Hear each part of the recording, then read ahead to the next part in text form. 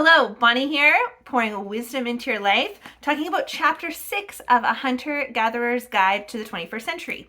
Chapter 6 is all about sleep. And last time I talked a little about how I was reading along and I was like, oh yes, I do these things and I agree and I'm very proud of myself. My sleep is not at all the same as that. My sleep is completely wrong. I already knew that going in. As soon as I saw the title, I went, oh no, this is not going to be that happy-go-lucky chapter that I just finished reading. And I was correct in my gut estimation about the chapter. So a couple of highlights of that I took from the chapter, and then we will carry on with the next chapter. So this, as you know, is a story about different things through the lens of evolutionary biology. Oh, the dog wants to come in, pause, and we're back. So this is an evolutionary biology's perspective on various things.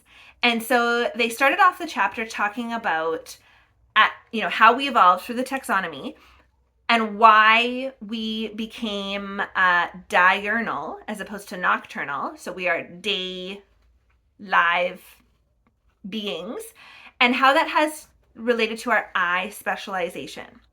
And so it was really interesting because obviously you've had the experience, I'm sure, where when you go into a dark room or when you are just at night, it's much harder to see. Like our eyes are not designed to be excellent in the dark. And the way that would have to work would be totally different. So if you look at the biology of nocturnal animals, like their eyes are totally, different than ours. The rods and cones are different, etc.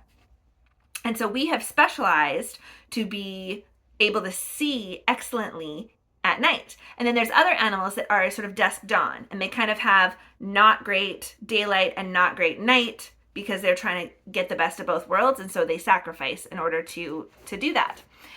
And so we had to figure out, the evolutionary biology of things, had to figure out what to do during the other phase of the day. So if we're up active during the day because of our specialized eyes, what are we going to do during night phase? And one of the things was to sleep, right? So lots of animals have evolved varying ways of sleeping. And the primates, and particularly humans, go to sleep at night. We conserve energy, but what's interesting is our brain doesn't turn off. We dream.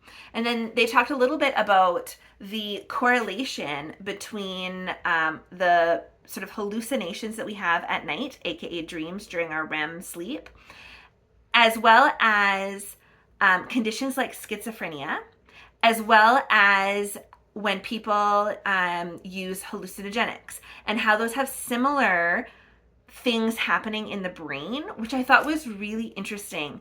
And then they didn't really dive into it. They alluded to they're going to talk more about it in chapter 12. So tune in for my summary of chapter 12 because I'm excited to hear more about that. I know a few things about some of the receptors in our brains for hallucinogenics, so I'm excited to read that. But what they were talking about more was why we sleep, why it's important, and then how our eyes are controlled by the sun. No, not controlled by the sun, but how our circadian rhythm is reset by daylight, and how getting out in the day is really important, and what novelty and our new world where we're introducing artificial daylight or artificial light to extend our working hours, and what that sort of disruption that it's having on our biology and all of our systems.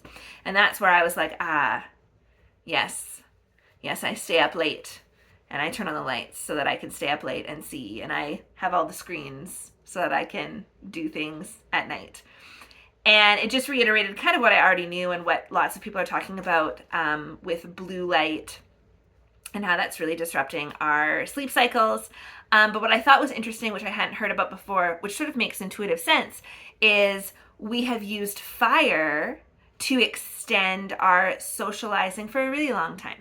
But fire is primarily on the red spectrum, which is why red light doesn't affect or disrupt our circadian rhythm as much as blue light. And now we have these kind of blue light blockers so that we can still have the best of both worlds. And so I kind of just chuckled as I was reading this chapter. And one of the takeaways that I did write down and thought, okay, if I can't do anything else, one change I can make is to really make sure I get outside and get some sun on my face, on my skin, in my eyes. Obviously not like directly, ooh, hello glasses, directly eyes at the sun, but getting out there to get indirect sunlight onto my eyes to help start to reset my circadian rhythm, which is totally out of whack. So I'm gonna put that into a practice and see if that can help me feel a little bit better about how I'm doing with my sleep, because it's not nearly as good as my diet. All right, so it's really short, quick one today, quick takeaways, and tune in next time where we talk about parenthood is the next one, which I'm excited because I am currently a parent. So here we go. Have a magical day.